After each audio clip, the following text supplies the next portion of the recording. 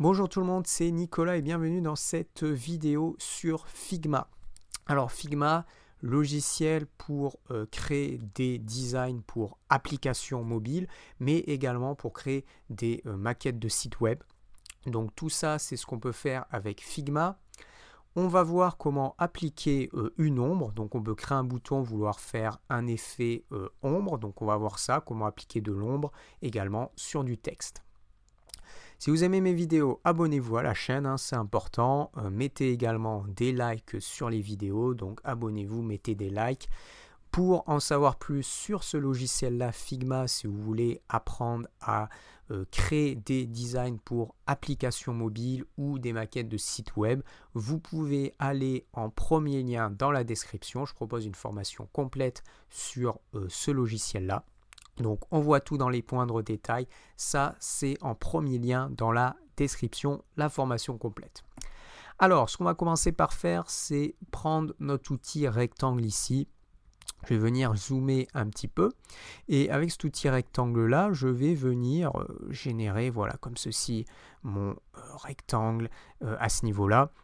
Alors ce que je vais pouvoir faire derrière, c'est éventuellement ajouter un petit arrondi ici sur mes bords. Je vais venir, on va diminuer un petit peu le rectangle ici.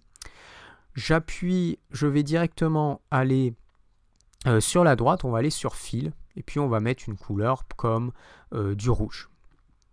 Alors ensuite, je vais aller chercher mon outil texte et sur mon outil texte, je vais taper ici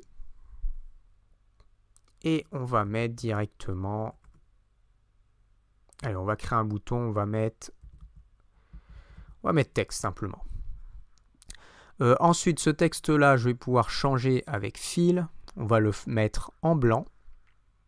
Et ensuite, on va éventuellement augmenter un petit peu sa taille. Donc, j'ai la valeur ici que je peux retravailler éventuellement, comme ceci.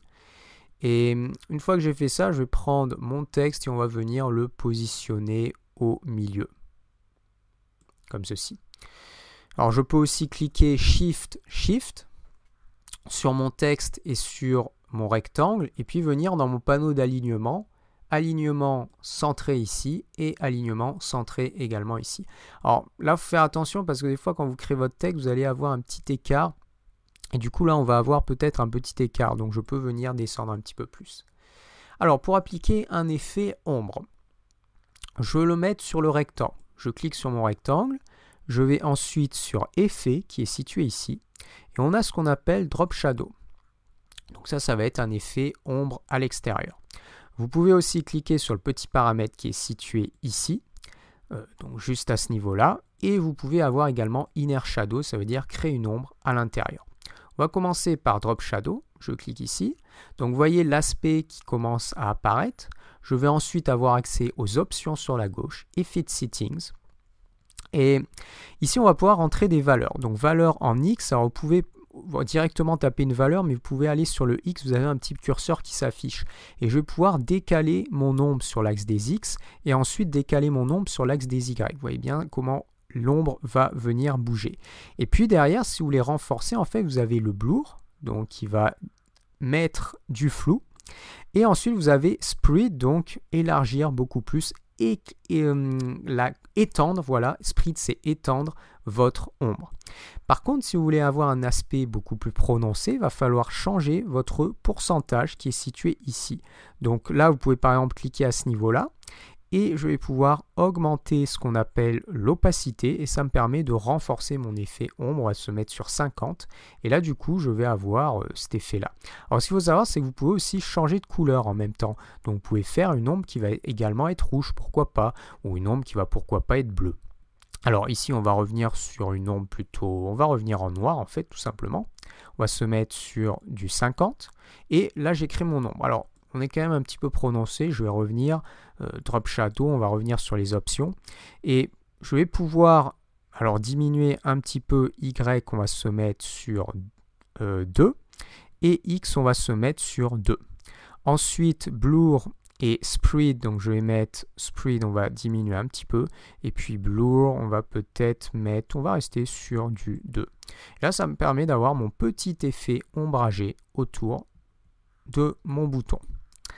Alors ensuite, vous pouvez faire pareil pour l'intérieur. Donc, vous pouvez changer Drop Shadow pour Inner Shadow.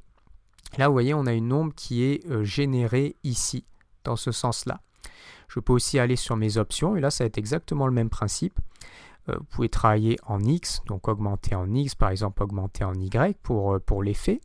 Et derrière, vous pouvez mettre aussi votre blur. Donc là, par exemple, si je ne mets pas de blur, de flou, ça ne va pas bien rendre. Par contre, si j'augmente, on peut avoir un effet un petit peu de relief sur le bouton qui va être extrêmement intéressant. Et puis derrière, vous avez spread aussi, comme ceci.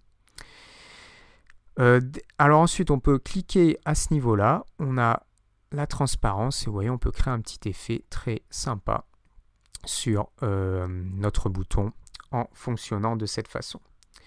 Alors en X, en fait, vous pouvez aussi, là vous voyez l'ombre est située plutôt dans l'angle à gauche, on va pouvoir changer avec une valeur négative. Et je peux mettre une valeur négative en X, une valeur négative en Y pour avoir mon effet dans ce sens-là. Alors c'est pareil en fait quand vous fonctionnez sur le Outer Shadow, sur l'ombre extérieure. Bon là j'avais mis l'ombre ici parce que c'est plus souvent ce qu'on utilise, mais on peut tout à fait fonctionner avec des valeurs négatives. Et puis dans ce cas-là, là je mets une ombre à l'intérieur. Ici ça donne un effet reflet un petit peu 3D qui est très intéressant, comme ceci. Alors ensuite, on peut fonctionner aussi très bien sur du texte. Allez, je vais augmenter un petit peu mon bouton ici. Quand je clique sur mon texte, donc pareil, je peux directement aller dans Effet, Drop Shadow. Et je vais avoir un petit effet sur mon texte, là, comme ceci. Et il va falloir que je fasse un ajustement. On va se décaler un petit peu en X. On va mettre 2. Y, on va mettre 2. Blur, on va diminuer. Voilà, je vais simplement mettre 2. Et puis spread. Alors la spread, on ne va pas le mettre parce qu'on ne l'applique pas sur le texte. Et je vais simplement... Donc là, on a créé un effet ombre sur notre texte. Vous voyez, très intéressant. Je peux aussi, toujours pareil, cliquer ici et puis changer l'aspect de mon ombre. Vous voyez, je peux me mettre en blanc, par exemple. Là, on va se mettre en noir, c'est plus intéressant. Et je peux aussi augmenter mon opacité. Alors peut-être pas au maximum, mais on va se remettre sur un effet, par exemple, de 50. Ici, je sors. Et derrière, on est un petit peu trop peut-être décalé en Y. Donc, on va mettre une valeur de 1. Et en X, on va mettre une petite valeur de... Donc, vous voyez bien là l'ombre qui se balade derrière. On va se mettre sur une valeur de 1. Et puis, blur 2. Et là, ça me donne un effet un petit peu 3D sur mon bouton. Donc voilà ce que vous allez pouvoir faire avec les ombres, c'est des petits effets qui peuvent permettre d'améliorer en fait vos designs, vos compositions. Ça, c'est les petits plus. Si vous avez aimé cette vidéo, mettez des likes, c'est important. Abonnez-vous également à la chaîne pour voir d'autres logiciels de graphisme design. Ensuite, ce que je vous invite à faire, si vous voulez en savoir plus sur Figma, vous voulez tout connaître sur Figma, créez vos propres designs d'applications mobiles, créez vos propres designs de pages web en fait. Je vous invite à cliquer sur le premier lien dans la description. Vous verrez ma formation complète sur Figma. Il y aura le détail des modules, il y aura le détail des sessions. On voit tout en détail. Il y a également des entraînements sur des designs d'applications mobiles, comment on fait et puis comment on crée également les interactions. Donc tout ça, premier lien dans la description. Je vous dis à bientôt sur une nouvelle vidéo graphisme design.